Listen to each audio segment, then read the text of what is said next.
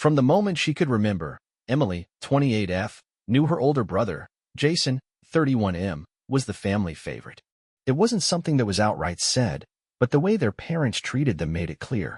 Jason was given the best of everything, brand new clothes, while Emily got hand-me-downs, expensive summer camps while Emily had to stay home, and eventually, a fully paid-for college education while Emily was expected to take out loans and work to support herself.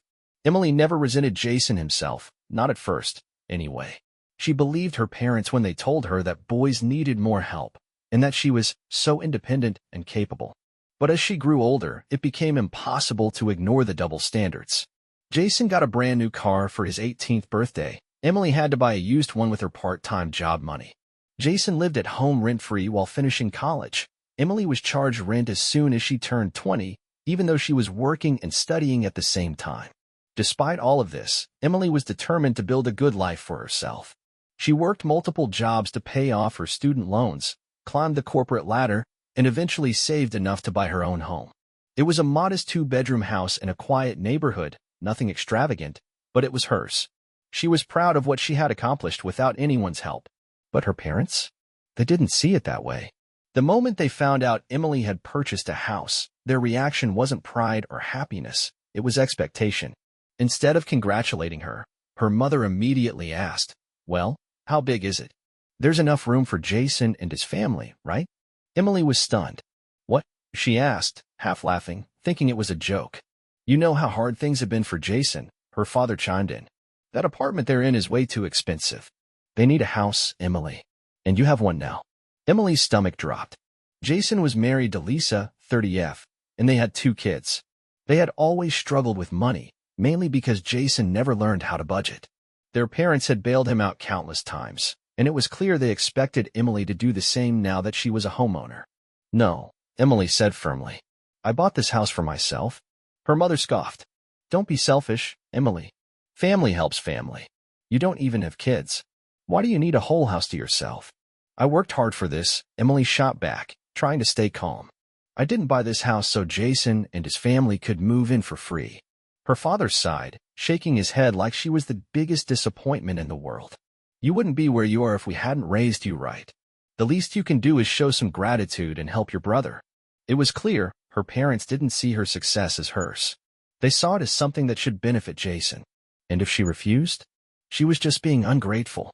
Emily had no idea that this was just the beginning of a nightmare. Emily thought her firm no would be enough to end the conversation, but she severely underestimated her family's persistence. The very next day, her phone buzzed nonstop with messages from her mother. "Mom, have you thought about what we talked about?" "Mom, Jason and Lisa are really struggling, Emily. The kids deserve a stable home." "Mom, you're making a huge mistake. Family comes first." Emily ignored the texts, hoping her silence would make them realize she wasn't budging. But then came the calls. At first, she let them go to voicemail, but after the 6th missed call, she finally picked up. "Mom, I said no," she stated the moment she answered. Her mother sighed dramatically. "Emily, honey, I don't understand why you're being so difficult. We're just asking you to help your brother out for a little while." "A little while?" Emily scoffed. "Mom, we both know that means forever. If Jason moves in, he's never leaving." "You're being ridiculous," her mom huffed. "Just let them stay until they find something better. They've been saying that for years." Emily snapped. "They never find anything better because they don't try." "Wow," her mother said, her voice dripping with disappointment. "I didn't realize you hated your own family so much." Emily pinched the bridge of her nose, trying to stay calm. "I don't hate anyone. I just don't want to be taken advantage of." Her mother went silent for a moment before sighing. "You know what? I don't even know who you are anymore. You've changed, Emily." And with that, she hung up. Emily groaned and flopped onto her couch, exhausted. But before she could even process what had just happened, her phone buzzed again. This time, it was Jason. She debated ignoring it but ultimately decided to get it over with. "Hey," she answered. "Wow, seriously?" Jason's voice was already full of irritation. "Mom just told me everything. What's your problem?" "My problem?" Emily repeated in disbelief. "Jason, this is my house. I worked my ass off to buy it, and you think you're just entitled to move in." Jason scoffed. "You're acting like I'm some stranger off the street. I'm your brother. That doesn't mean you get to live in my house for free," she shot back. Jason let out a bitter laugh. "Man, Money really changed you, huh? You used to be cool. Emily gritted her teeth. No, Jason. I used to be a pushover. Not anymore. Jason clicked his tongue in annoyance. Fine. If you want to be selfish, that's on you. But don't expect any of us to be there for you when you need help. Emily rolled her eyes. Funny, because no one's ever been there for me when I needed help. Jason muttered something under his breath before hanging up on her. Emily sighed, rubbing her temples. She knew this wasn't over. If anything, this was just the beginning. Emily barely had time to process the heated calls with her mother and Jason before the guilt-tripping campaign went into full effect. The next morning, her phone was bombarded with texts not just from family, but from extended relatives she hadn't even spoken to in years. Aunt Linda, Emily, honey, I just heard from your mom. Are you really refusing to help your own brother and his kids? Cousin Rachel, damn, girl. Since when did you get so selfish? You got a whole house to yourself and can't even help family? Uncle Tom, your dad would be so disappointed if you were still around. Family is supposed to take care of each other. Emily's hands tightened around her phone as frustration built up inside her. It wasn't enough for her mother and Jason to pressure her. Now they were dragging the rest of the family into it, painting her as some heartless villain. Then came the social media posts. She scrolled through Facebook and nearly laughed in disbelief when she saw what her mother had written. Raising children to be kind and generous is important, but sometimes they grow up and forget the meaning of family. Some people only care about themselves once they have money. It's heartbreaking. The comments were filled with sympathy and judgment. Aunt Carol, oh no, what happened? Mom, just struggling with some family issues, dear. Some people forget who was there for them when they needed help. But I won't say more. It's too painful. Cousin Lisa, so sad. Some people don't realize family is more important than money. Emily wanted to scream. Her mother had twisted the entire situation to make her look like the villain without even mentioning Jason's laziness or the fact that Emily had never relied on her family for anything. Now, she was the bad guy in the eyes of relatives who didn't even know the full story. Then, just when she thought it couldn't get worse, a text from Jason popped up. Jason, hope you're happy. Mom's been crying all morning because of you. Emily clenched her jaw. She refused to fall for their emotional manipulation, but the sheer nerve of it all made her blood boil. Then another text came through. Mom, you're not invited to Thanksgiving this year. We don't need selfish people at our table. Emily exhaled slowly, trying to calm herself down. Fine. If they wanted to cut her out, so be it. She wasn't going to beg for their approval. But deep down, she knew this wasn't over. Her family had just declared war, and Emily had a feeling they weren't done yet. Emily had barely finished her morning coffee when she heard the unmistakable sound of a car pulling into her driveway.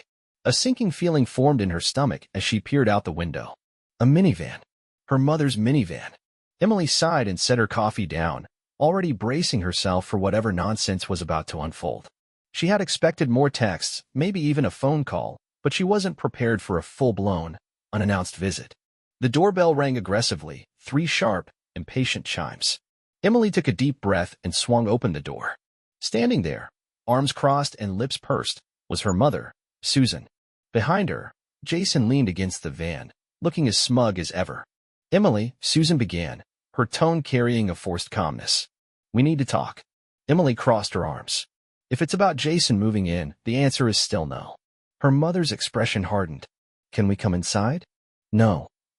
Susan blinked, clearly not expecting such an immediate refusal. Jason let out an exaggerated scoff from behind her. Jesus, Em, you're being ridiculous, Jason grumbled. Mom just wants to talk like an adult. You don't have to act like a... Emily shot him a look that immediately shut him up. I am acting like an adult. I bought my house with my own money, and I'm setting boundaries. That's what adults do. Susan's forced patience started to crack. Boundaries, she repeated, as if the word was foreign to her. Emily, this is family. You don't turn your back on family. We raised you better than this. Emily let out a sharp laugh. No, you raised me to be responsible while Jason was babied his whole life. And now, because he can't get his act together, I'm supposed to hand over my home? Are you even listening to yourself? Jason stepped forward, throwing his hands in the air dramatically. Come on, Em. It's just temporary. You're seriously gonna let your nieces and nephews struggle just because you want to play the victim?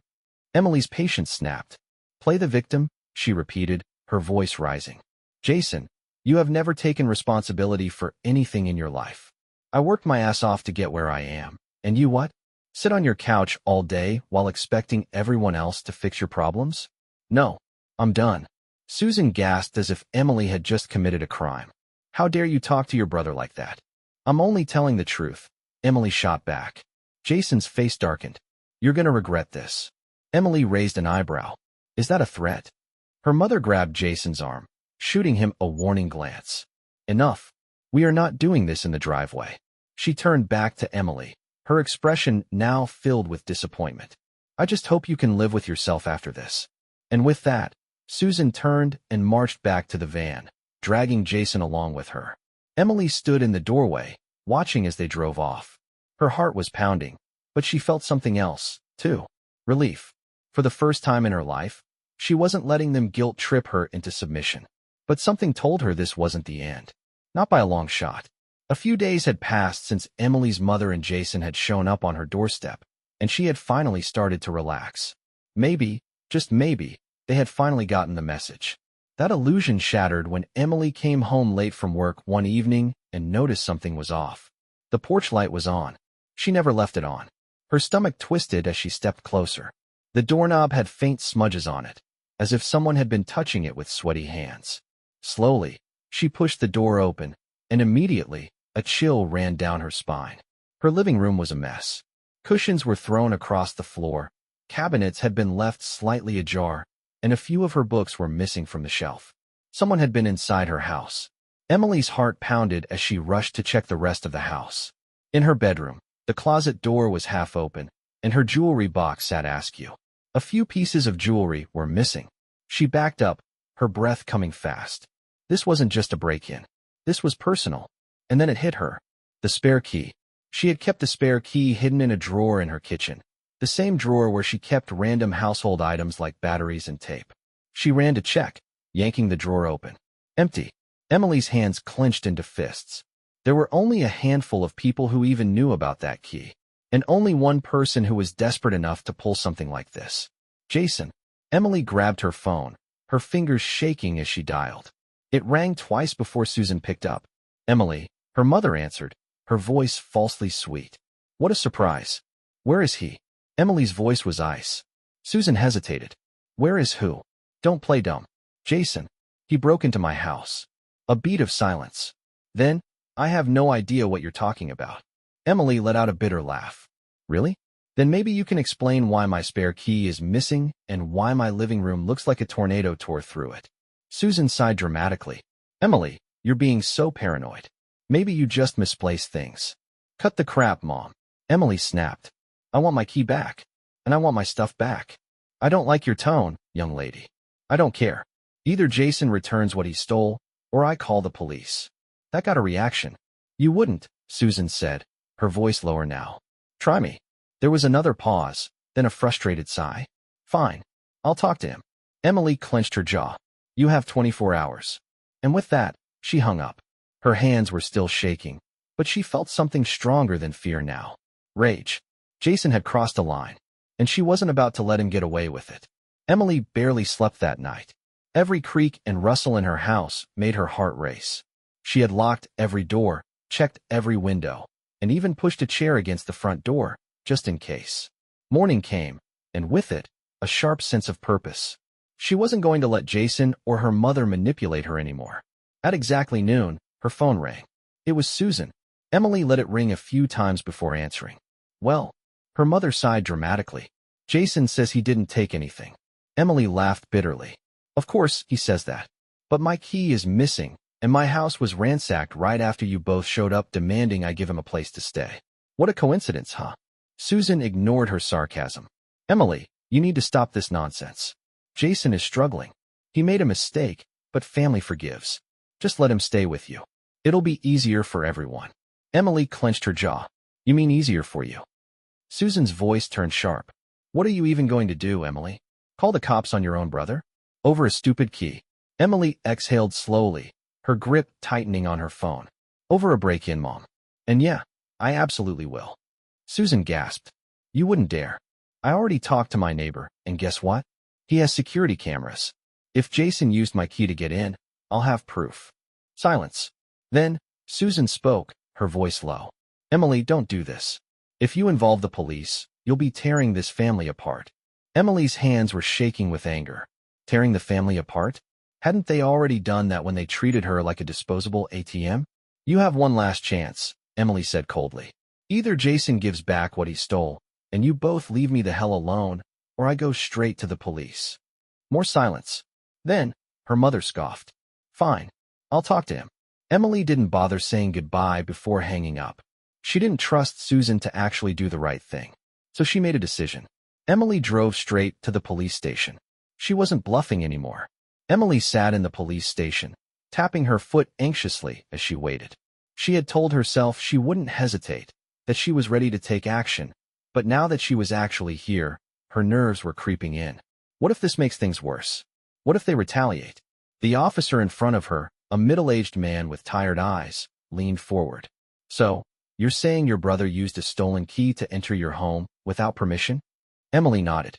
Yes, and my house was trashed. Things were taken, my laptop, some jewelry, even my spare emergency cash. The officer jotted down notes. And do you have proof? Emily took a deep breath. My neighbor has security cameras. He told me he'd check the footage for me. The officer nodded. All right, here's what we can do. We'll open a case, but before we move forward, I'd suggest you contact your brother and make it clear that you're involving the authorities. Sometimes, that's enough to get stolen property returned without legal action. Emily knew she had already given Jason and her mother enough chances, but she also knew if she went through with this fully, there was no going back. She swallowed hard and nodded. Okay. As soon as she left the station, she texted Jason. Emily, I just filed a police report.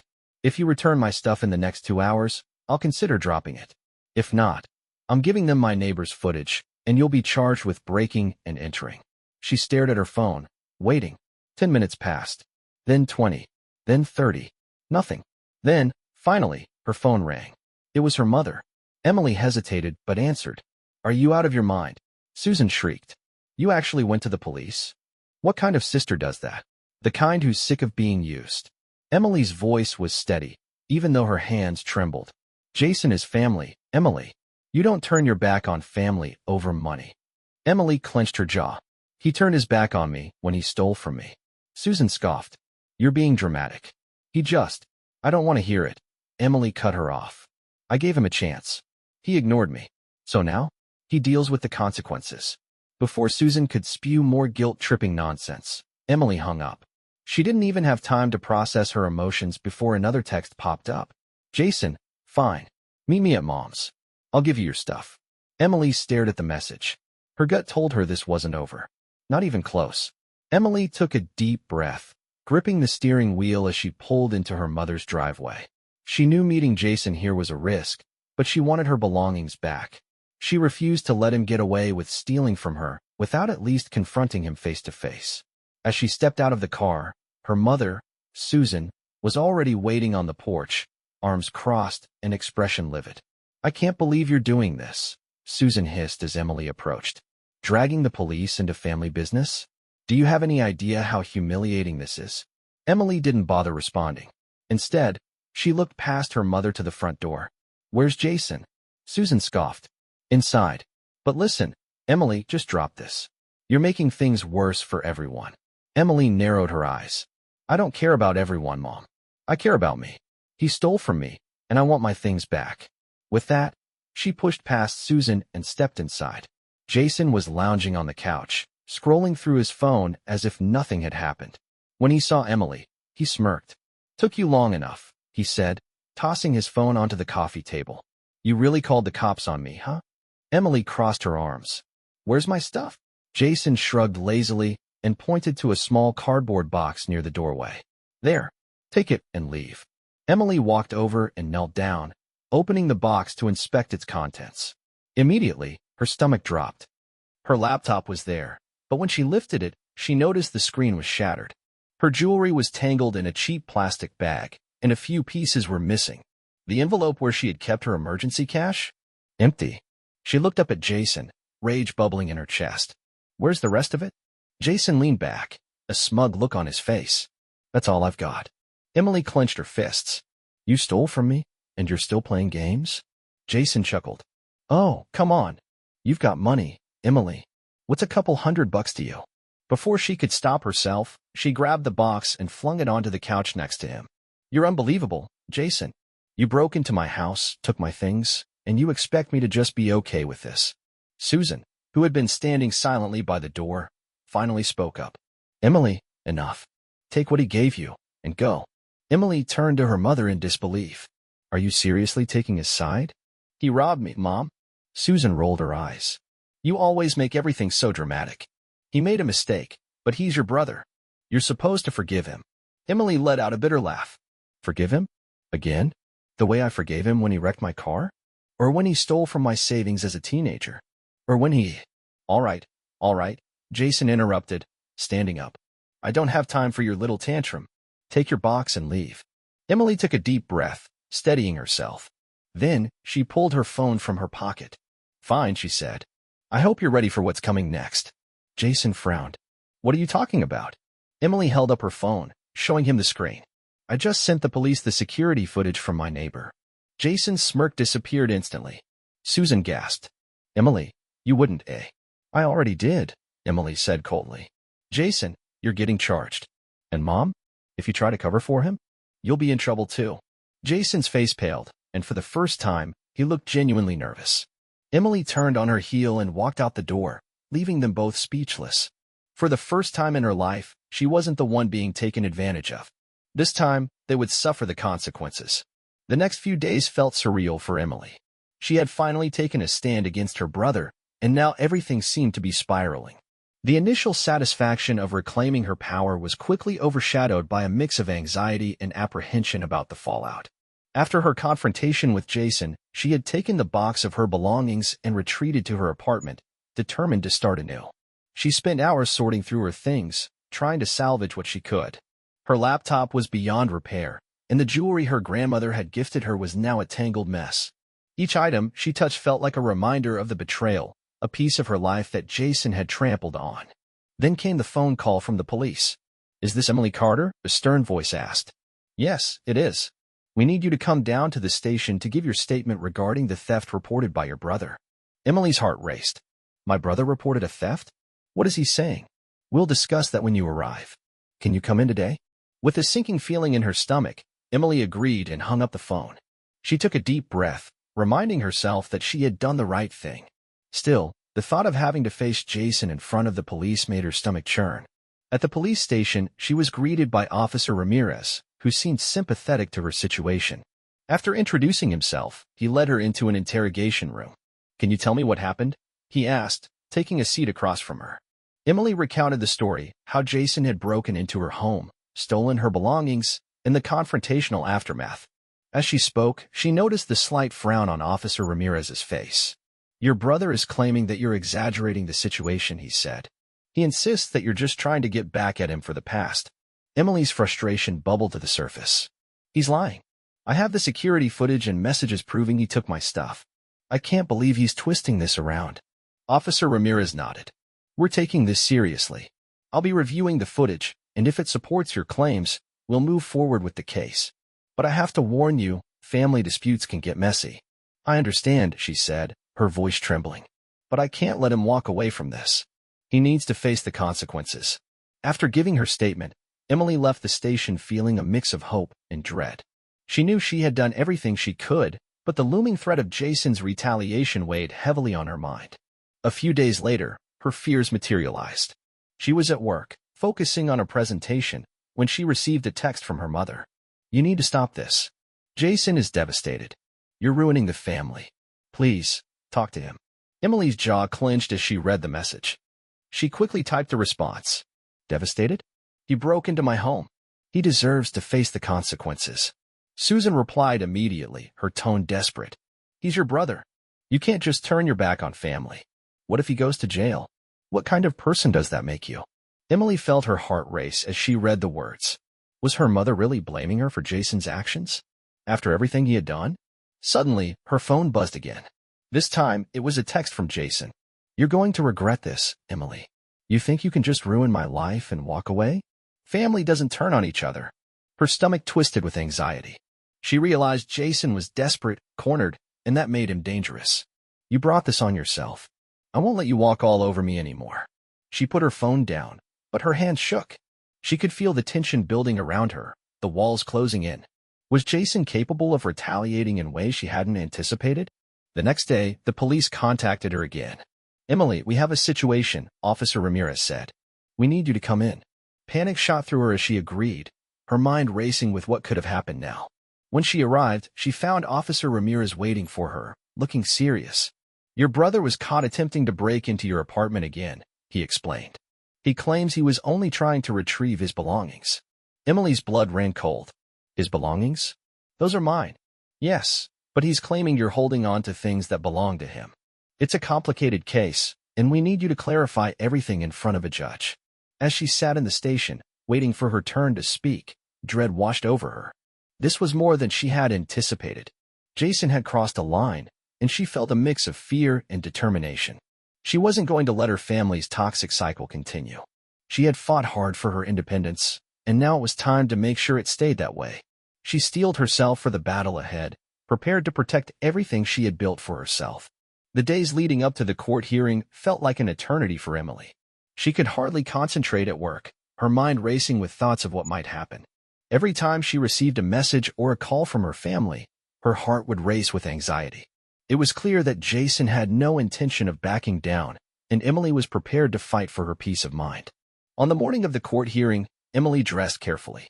She chose a simple yet professional outfit, a tailored blazer over a blouse and smart trousers. As she stood in front of the mirror, she took a moment to breathe deeply, reminding herself of her strength and resilience. She had fought too hard to let fear take over now. When she arrived at the courthouse, the air felt heavy with tension. Emily's heart pounded in her chest as she walked through the doors, her stomach a knot of nerves. She spotted Jason sitting with his lawyer, his demeanor calm and composed. It infuriated her. He was the one who had caused all this chaos. As she entered the courtroom, she was struck by the gravity of the situation. The judge's gavel echoed, calling the session to order. Emily sat in the designated area for plaintiffs, her palms sweating against her thighs. She watched as Jason's lawyer began outlining their case, twisting the narrative to portray Jason as the victim. Your Honor, Jason's lawyer began, my client simply sought to retrieve his belongings from his sister's apartment. He was unaware that the key his mother gave him was no longer valid. Emily felt a surge of anger as she listened. She shot Jason a glare, and he smirked back at her, clearly enjoying the chaos he had instigated. After his lawyer finished, it was Emily's turn to speak. She stood up, took a deep breath, and walked to the stand. The judge regarded her with a neutral expression. Please state your case, the judge prompted. Your Honor, I have been living independently and supporting myself for years, she began, trying to keep her voice steady. I worked hard to purchase my home, and it was a significant achievement for me. Jason's actions were not only illegal but a complete violation of my privacy and security. As she spoke, she felt a weight lift off her shoulders. Each word she uttered felt empowering. She recounted the events leading up to Jason's intrusion, detailing how he had broken into her home and stolen her belongings, emphasizing her sense of betrayal and fear. I have always supported my family, she continued, her voice gaining strength. But when it became clear that they only wanted to take from me without regard for my feelings or my hard work, I realized I had to protect myself. The judge listened intently, taking notes as Emily spoke.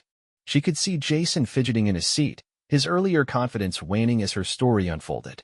After Emily's testimony, the judge turned to Jason's lawyer for a response. We argue that Jason was simply attempting to reclaim his property, the lawyer stated. He was under the impression that his sister was hoarding items that belonged to him. Emily felt her blood boil. Those are my belongings. My grandmother's jewelry, my laptop, it's all mine. The judge raised a hand, silencing the outburst. I will consider all evidence presented today. I will also review the security footage from Emily's apartment. As the proceedings continued, Emily felt a surge of hope. She had stood up for herself, and regardless of the outcome, she knew she had made the right choice. After a tense hour, the judge announced a brief recess before making a decision. Emily stepped outside the courtroom to gather her thoughts. Her phone buzzed with a text from her best friend, Jenna. Thinking of you. You've got this, Em. Just remember to stay strong. Emily smiled, grateful for Jenna's support. She took a deep breath, feeling more centered. When they returned to the courtroom, the judge addressed everyone. After reviewing the evidence and hearing both sides, I am granting a restraining order against Jason. He is to refrain from entering Emily's property or contacting her directly for 6 months. A wave of relief washed over Emily. She couldn't believe it. She had one. As she walked out of the courthouse, a smile spread across her face. The weight of her family's toxic demands felt lighter, and for the first time in a long while, she felt free. In the following weeks, Emily took the time to heal from the emotional turmoil. She redecorated her apartment, turning it into a sanctuary filled with plants, art, and cozy furniture. She embraced her newfound independence, taking long walks in the park, exploring new hobbies, and even taking a weekend trip to a nearby beach. She also sought therapy, realizing that the scars of her family dynamics ran deep. With the help of her therapist, she learned to establish boundaries and prioritize her mental health. Emily's life began to transform. She forged new friendships, participated in community events, and even began a side hustle selling her artwork. Each day felt like a step toward a brighter future, one free from the weight of familial obligations. As she sat on her balcony one evening, sipping tea and watching the sunset, she reflected on her journey. She had fought for herself and emerged stronger than ever. No longer defined by her family's expectations, Emily was finally living life on her own terms. In that moment of tranquility, she knew she was ready to embrace whatever came next, unafraid and unapologetically herself.